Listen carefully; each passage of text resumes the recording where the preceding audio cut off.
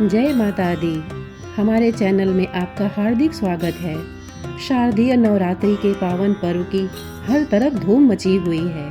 हर जगह पर माँ के नाम के जयकारे सुनने को मिल रहे हैं। आज नवरात्रि का 5वां दिन है और इस दिन माँ स्कंद माता की पूजा की जाती है। कहते हैं कि इनकी आराधना करने से व्यक्ति को ज्ञान की प्राप्ति होती है। स्कंद माता पहाड़ों पर रहकर सांसारिक जीवों में नव चेतना का निर्माण करने वाली हैं। शास्त्रों के अनुसार स्कंद कुमार कार्तिकेय की माता हैं और इसी कारण इन्हें स्कंद माता नाम से जाना जाता है। इनके विग्रह में भगवान स्कंद बाल रूप में इनकी गोद में विराजित हैं। इस देवी की 4 भुजाएं हैं। ये दाईं तरफ की ऊपर वाली भुजा से स्कंद को गोद में पकड़े हुए हैं। नीचे वाली भुजा में कमल का पुष्प है। बाईं तरफ ऊपर वाली भुजा में वरद मुद्रा में है और नीचे वाली भुजा में कमल पुष्प है। इनका वर्ण एकदम शुभ्र है। ये कमल के आसन पर विराजमान रहती हैं, इसीलिए इन्हें पद्मासना भी कहा जाता है। सिंह इनका वाहन है। शास्त्रों में इसका काफी महत्व बताया गया है।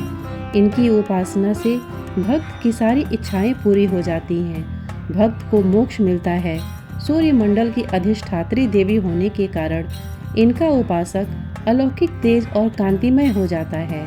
अतः मन को एकाग्र रखकर और पवित्र रखकर इस देवी की आराधना करने वाले साधक या भक्त को भवसागर पार करने में कठिनाई नहीं आती है। इनकी पूजा से मोक्ष का मार्ग सुलभ हो जाता है।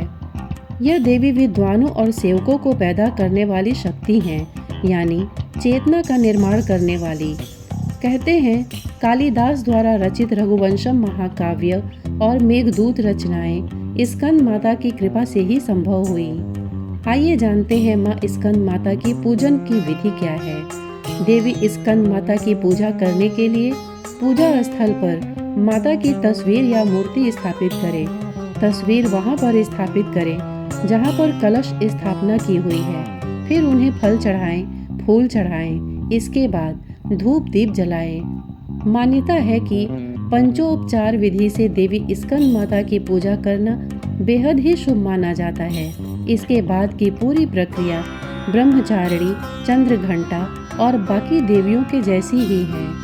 आइए अब माता का मंत्र जानते हैं। वंदे वांछित कामार्थे चंद्रार्ध कृत शेखराम सिंहरूढ़ा चतुर्भुजा स्कंद माता यशस्वनीम धवल वर्णा विशुद्ध चक्र स्थितोम पंच दुर्गा त्रिनेत्रम अभय पद्म युग्म कराम दक्षिण उरु पुत्र धराम भजेम पटाम्बर परिधानाम मृदुहास्या नानालंकरम भूषिताम मंजीरहार केयूर किंकिणी रत्न कुंडल धारणेम प्रफुल्ल वंदना पल्लवाम धरा कांत कपोला पीन पयोधराम कमनीया लावण्या चारु त्रिवली नितंबनीम।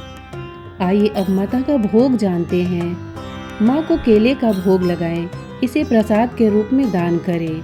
माँ को पूजा के दौरान 6 इलायची भी चढ़ाई जाती है। माँ स्कंद माता की कथा। पौराणिक कथा के अनुसार एक राक्षस था जिसका नाम तारकासुर था। उसने ब्रह्मा जी को प्रसन्न करने के लिए कठोर तपस्या की।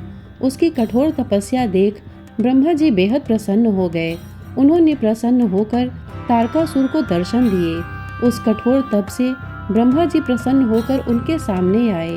ब्रह्मा जी से वरदान मांगते हुए तारकासुर ने अमर करने के लिए कहा। ब्रह्मा जी ने उसे समझाया कि जिसका जन्म हुआ है उसे मरना ही होगा। फिर तारकासुर ने निराश होकर ब्रह्मा जी से कहा कि प्रभु ऐसा कर दें कि शिवजी के पुत्र के हाथों ही उसकी मृत्यु हो। उसने ऐसा इसलिए कहा क्योंकि वो सोचता था कि कभी भी शिवजी का विवाह नहीं होगा तो उनका पुत्र कैसे होगा, इसलिए उसकी कभी मृत्यु नहीं होगी।